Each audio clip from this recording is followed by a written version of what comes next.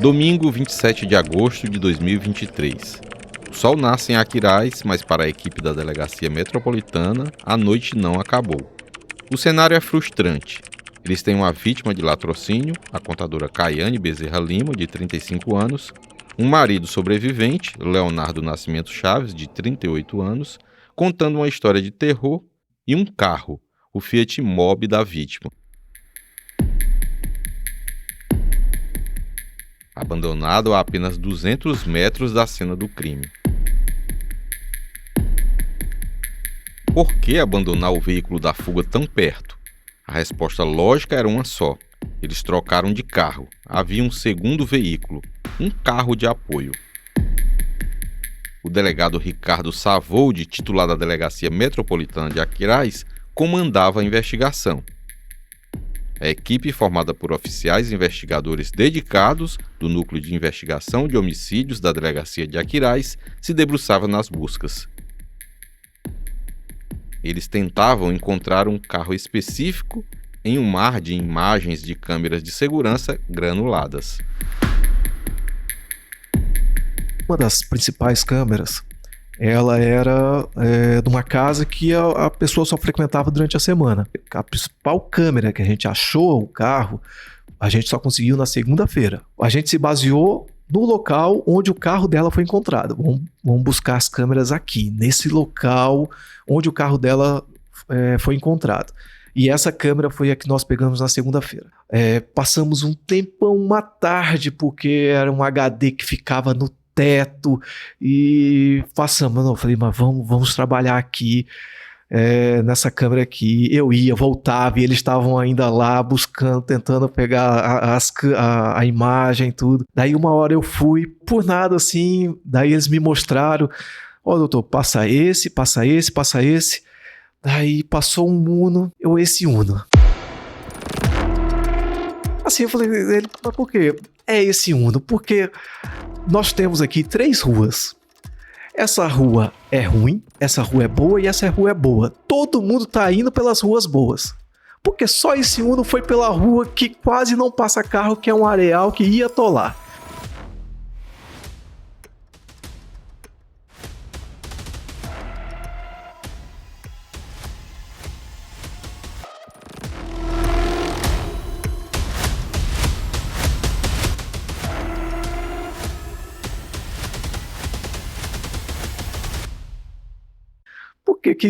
Que é a mais deserta, por ser pior, é a mais deserta. Eu falei, não tem justificativa. Esse Uno aqui não tem porque ele ter ido por essa rua. É rua de quem não conhece a área, porque foi por essa rua. Aí, era um detalhe geográfico que só quem conhecia a área notaria. Aquele Fiat Uno branco estava no lugar errado, na hora errada, pegando um caminho que nenhum motorista local pegaria, a menos que quisesse se esconder. O delegado Savoldi sabia que a peça estava ali. O próximo passo era transformar o vulto branco em uma prova concreta. E para isso, a Polícia Civil recorreu à tecnologia. Daí essa câmera, ela não nos trouxe a placa do carro. Não tinha qualidade, era à noite. Mas ela nos trouxe alguns detalhes, tipo um adesivo da Uber, que nos chamou a atenção. Falamos, agora nós já temos aqui pelo menos um adesivo que nos chama a atenção do carro. Falei, agora nós vamos, nessa rua, nós vamos atrás de todas as câmeras para pegar esse carro. Daí começamos a pegar, puxar, daí começamos a achar a cor. Aí achamos a cor, achamos um outro detalhe. A imagem não era perfeita, mas revelou algumas pistas. A cor, um adesivo no vidro traseiro, maçanetas pretas, mas ainda não dava para afirmar que aquele era o carro usado pelos criminosos. A gente já tinha o carro, a gente já indicava o carro. Carro que a gente nem tinha certeza se era ele. A gente sabia que ele tinha pego uma rua que aparentava que era uma pessoa que não era dali. Então, mas nós nos dedicamos a esse carro.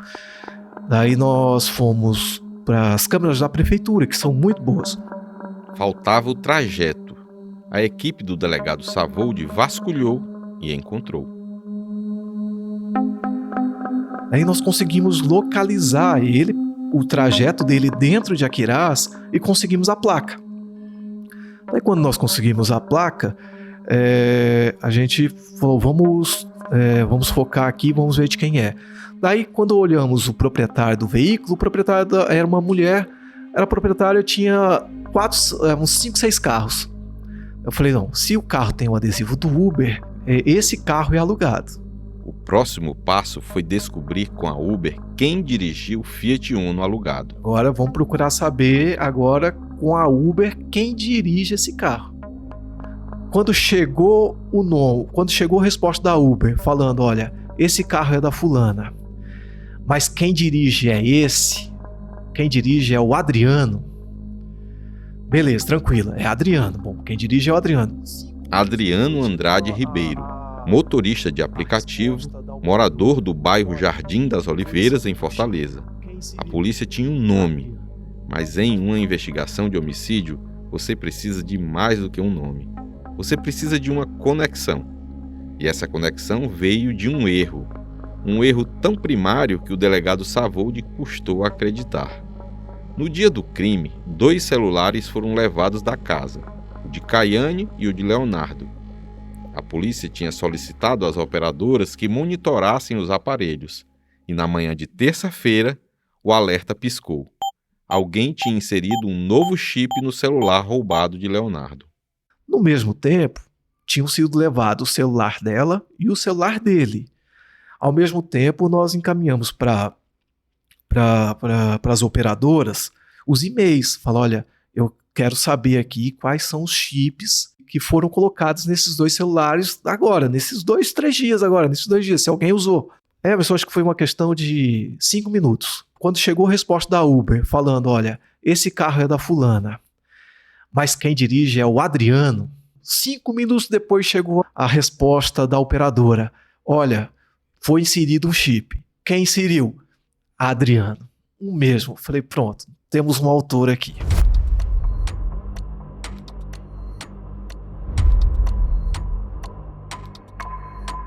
Porque essa coincidência não existe. Não era coincidência, era uma conexão direta.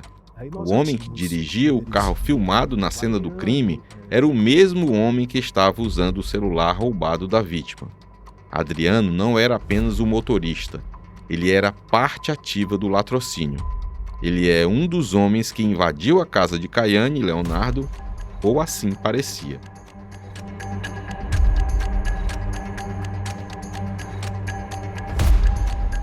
Apesar de descobrir o endereço do Adriano, a Polícia Civil também obteve uma ajuda importante.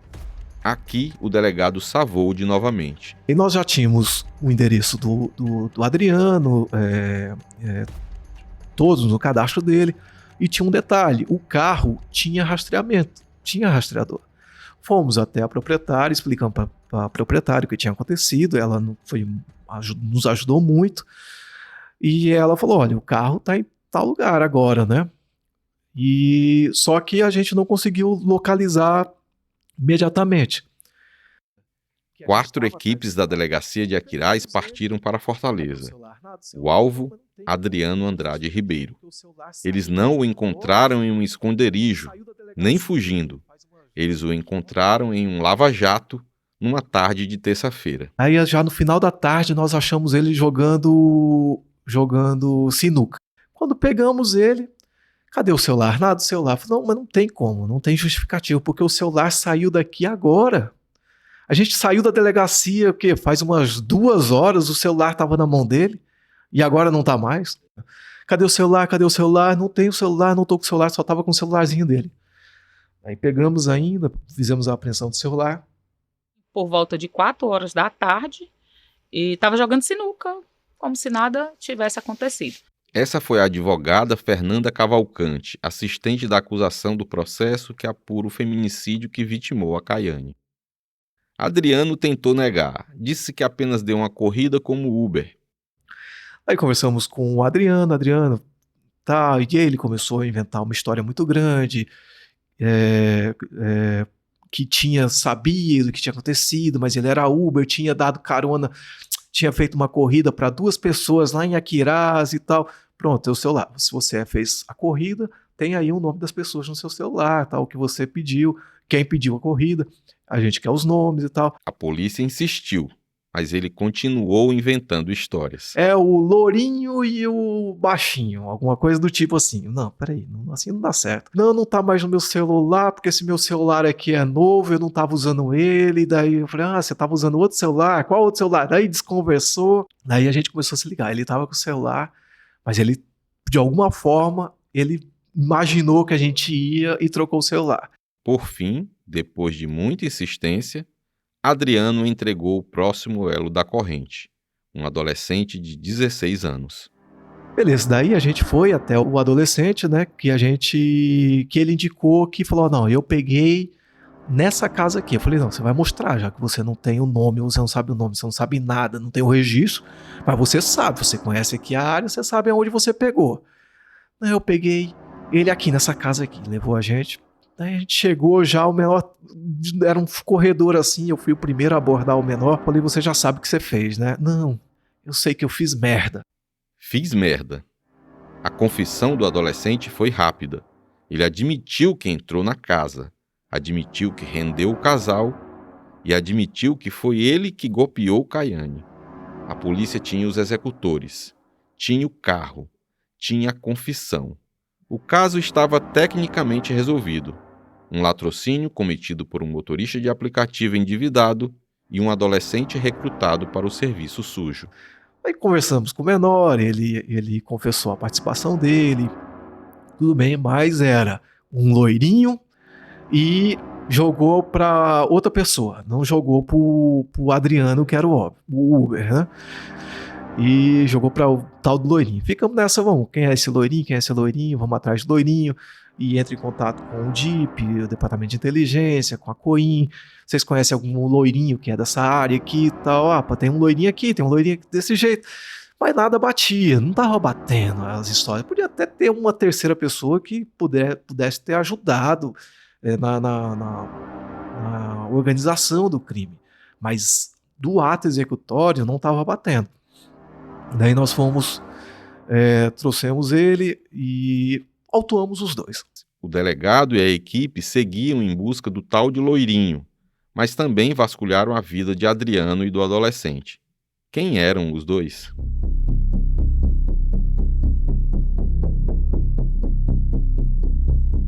E até então a gente só estava imaginando que fosse o latrocínio. Até então, o Adriano era um rapaz complicado, mas usuário de drogas, assumido, mas sem passagens. Era um tipo de menino esperto, que se pudesse lesava alguém, mas não nesse ponto de praticar roubos ou homicídio.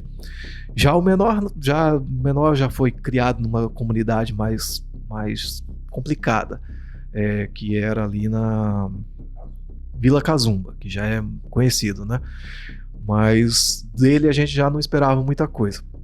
Mas do Adriano não era o perfil dele. Por isso que a gente começou a desconfiar que tinha mais coisas além só daqueles dois meninos ali. Mas algo ainda incomodava o delegado Savold. A história ainda tinha pontas soltas.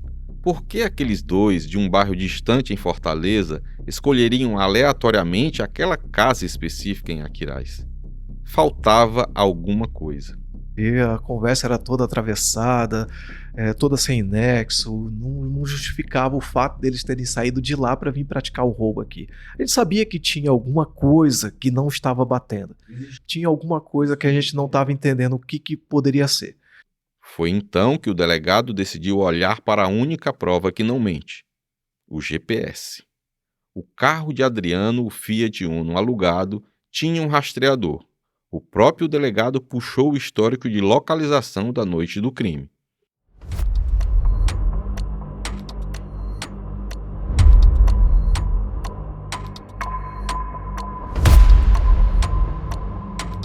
O rastreador desenhou o mapa daquela noite. O carro saiu de Fortaleza, parou em um posto na BR-116 e então, antes de ir para a casa de Kayane, o Fiat Uno fez uma parada de 15 minutos. Nessa análise do rastreamento, eu percebi que eles entraram em Aquiraz, eles pararam num posto na BR-116, Eu peguei todo o dia daquele movimento, né? Pararam no posto da BR-16, ficaram poucos minutos ali. Depois desse posto da BR-16, eles seguiram para Aquirás. Entraram ali em Aquirás pela entrada principal, foram para o estacionamento do Shopping Brisa, onde fica o Pinheiro, e lá permaneceram 10 a 11 minutos parados. E depois saíram, foram para o local, fizeram uma volta no quarteirão da casa, depois retornaram para casa, pararam o carro, bem exatamente na frente onde o carro dela foi abandonado, e de lá a gente não tinha mais informações, depois que a gente viu que eles vieram andando, né? Aí eu falei, bom, eles ficaram aqui, o que eles ficaram fazendo ali no Pinheiro? Vamos procurar saber, né? O Pinheiro e o Shopping Brisa, cheio de câmeras.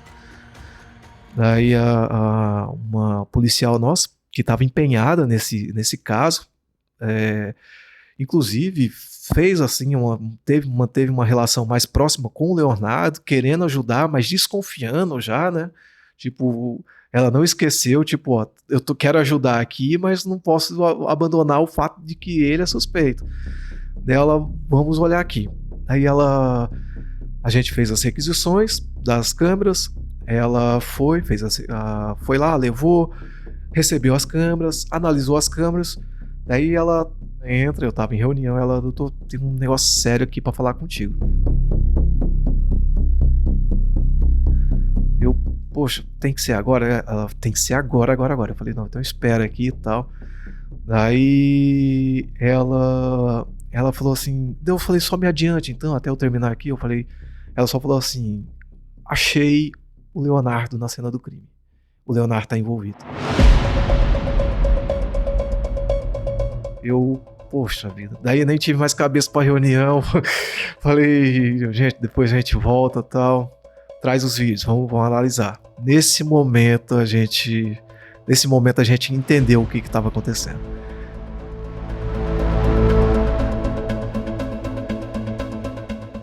No próximo episódio de Sigilo Quebrado, as imagens que destruíram uma vida dupla, o sinal do capô aberto e a verdadeira face do viúvo da Rua 12. Aqui, em Sigilo Quebrado, Sol Nascente, caso Caiane.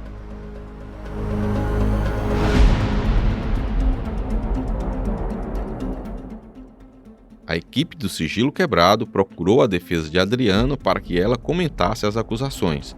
No entanto, não obteve resposta até o fechamento deste episódio. Esse podcast é uma produção original da Editoria de Segurança do Diário do Nordeste, empresa do Sistema Verdes Mares de Comunicação. Se você quiser ver vídeos e fotos da época do caso, vá nas redes sociais do Diário do Nordeste e no nosso site. Os links estão na descrição do episódio.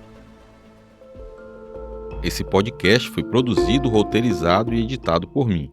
A trilha sonora é da biblioteca do YouTube e do Pixabay. A supervisão do conteúdo é da Aline Conde e da Giovana Rodrigues. A coordenação é da Carinha Zaranza e do Alan Barros. A gerente de jornalismo é a Ivila Bessa, o gerente de audiovisual é o André Melo e o diretor de jornalismo é o Gustavo Bortoli. Siga nosso podcast no Spotify, na Amazon Music, assine na Apple Podcasts, no YouTube e favorite no Deezer. Dessa forma, você recebe uma notificação e não perde nenhum episódio novo. Gostaria de pedir para você compartilhar o nosso podcast com parentes, amigos, dar as estrelas que você acha que nós merecemos no Spotify. Eu também peço que você deixe o seu comentário. É muito importante. Avalie o nosso programa também em outras plataformas da sua preferência. E se você tiver qualquer sugestão, crítica, dúvida ou foi citado e quer direito de resposta, envie um e-mail para sigiloquebrado@svm.com.br.